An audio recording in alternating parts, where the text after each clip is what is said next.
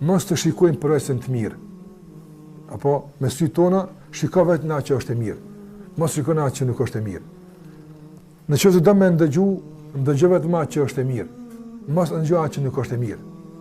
Gjithashtu kur don me shfaq diçka para njerëzve, çka do qoftë ajo me shfaq? Shfaqe atë që është e mirë dhe shfaqe në mënyrën më të mirë. Andaj Allah xhallahu ala ka porosit që kur themi, ka thonë thuaj aty që kanë besuar yaqulu allati hiya ahsan. Le të thonë atë që është më e mira. Në komunikim njëri me tjetrin, apo duhet t'ja themi njëri atë që është më e mira. Që të del për neve e mira dhe kjo e mirë të del në mënyrën më të mirë, nga se ai që është i mirë kështu na ka mësuar. Në qoftë se ka kuptuar drejt emrin e Allahut i mirë, atëherë në veten tënde, në brendin tënde, mos të fshihet asgjë pas e mirë. Nga se dikush mund ta shfaqë të mirën, por ta fshihet të keqen. Atë s'ka kuptim shfaqja e të mirës, nga se fshehja e të keqes do ta njollos këtë mirë. Domosdoshmë.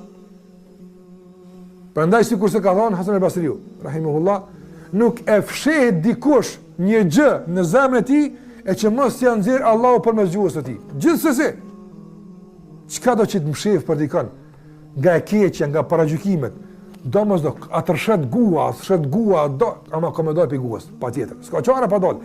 E çet gjua nuk e mon. Prandaj, nëse don me dal mirë pe teje, apo duhet me mshef mirë. Duhet me e fshehta me kone mirë, që pastaj e dukshme dhe hapur atë e mirë. Po nëse fshehem për një dërin paragjykime, mendime jo të mira, gjëra do dalin këtu. Gjithsesi do dalin. A del pastaj përmes veshit, a përmes gjuhës, a përmes syrit, a përmes dorës, kjo pastaj nuk ka rëndësi, po do të del. Pra nëse ke kuptuar emrin e Allahut i mirë si duhet, fshihet mirën dhe shfaqet mirën. Gjithashtu për asaj që duhet kuptuar dhe ndikuar nga Allahu i mirë është që jemi nga ata që e përhapim vetëm të mirën. Mos përhapim të keqen. Të përhapim vetëm ato fjalë, përhapim vetëm ato raste, vetëm ato tregime, vetëm ato ngjarje, të përhapim vetëm atë që i kontribon për shtatshmërisë së muslimanëve mes vete. Mos përhap atë që ja u prish dëmzort. Me nxikën atë 2 dhëm 1-1, e atë ata më kishin nxirr, Mos e përhap posa që është e mirë. Përhap vetëm atë që është e mirë ose hesht. Sikur se ka thënë pejgamberi sallallahu alajhi wasallam, kush ka besuar Allahun dhe ditë e gjykimit, falyakul khairan, le të flet mirë Allah, ose hesht, çuj, më mirë mos fal hiç. Nëse nuk bën njëri mushunu në makineri që përdon veç zi, apo makineri që përdon veç prishje, mos përhap. Po çështu ke, a sa staja, pani ai tha çështu ke, po ti mos thuj. Ti mos e përhap të keqen, përhap të mirën. Përhap vetëm të mirën mes muslimanëve. Përhap vetëm gëzimin mes tyre. Përhap vetëm disponimin, vetëm unitetin. Përndryshe hesht Allah. Mos përhap diçka tjetër. Sa pak jena damë të coptuar të mërzitur, që la dikush marr me ashtu këta, përhapë o i mirë, përhapë të mirën. Dhe o e mirë, përhapë të mirën. Përhapë në të mirën dhe bëuni të mirë. Ai që ka kuptuar drejt, emri e Tayyib, i mirë. Dhe ai që ka kuptuar drejt se nga i miri vetëm e mira vjen. Ai tenton me çdo mundësi dhe me çdo kusht mos ta njollos të mirën. Mos e njollos të mirën me asgjë. Mos e njollos këtë mirë, këtë shariat me fjalët e tua të pandërgjeshme, me përgjigjet e tua të padijshme ignorante. Mos fal për këtë fe, padije se e njollos. Mos thuaj kjo s'bën është haram. Ndërsa në esencë këtë ulemat kanë bën, mos e njollos. Mos e njollos këtë fe duke lejuar atë që shariati ka bërë ndaluar, kjo njollosje. Mos e njollos shariatin me punët e tua, mos e njollos shariatin me asgjë. Por mundoja që t'ja rush këtë bukuri, nga se Allahu është i mirë dhe feja e tij është e mirë. Andaj të munduemi maksimalisht ta ruajmë këtë mirë dhe këtë bukuri, mos ta njollosim. Nga se kjo është kuptimi i emrit të Allahut të Tayyib në jetën tonë. Ndikimi i këtij emri është që mos ta njollosim të mirë dhe atë që është e bukur. Dhe gjithashtu mos ta luftojmë të mirën. Kuptimi i drejtë i emrit të Allahut i mirë është që kudo që ndëgjojmë se ka mirë, të bëhemi bashkëveprues në atë mirë, të bëhemi argat të asaj të mira, mos të luftojmë të mirën. Nga se ai që lufton të mirën nuk ka mundësi me qenë i mirë. Mos e lufto hajrin. Kudo që përhapet hajri, përhapet e mira, përhapet dashuria ndaj Allahu xhallahu ala, përhapet stabiliteti që ndëshmëria në fen Allahu xhallahu ala, mos u bë pjesë e saj. Në kuptim negativ të luftimit e saj. Të luftohet me fjalë, të luftohet nganjëherë me hesht, të luftohet. Nganjëherë luftohet me gjeste, me gjithçka, mos e lufto. Mos e lufto. Nga se pejgamberi sa më ka mallku vrasësin, apo por e ka mallku edhe atë që jep isharat për vrasje. Wallahi, veç me sy me bëj kështu. Edhe si pasojë e kësaj, më vra dikush ti e vrasës. Po sa zmonane. Veç me sy ja ke bëu dikujt, është vrasje.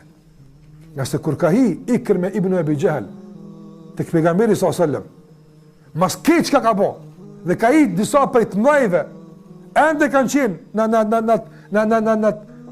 ndytësirën e të kalumës të keqe, çka ka bën nga vrasja e ashabëve dhe nga vrasja më të dashur të pejgamberit sallallahu alajhi wasallam,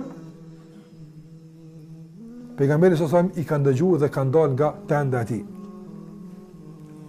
Atëra e kanë vërejtë që pejgamberi sallallahu alajhi wasallam s'ke i kënaqur me ta.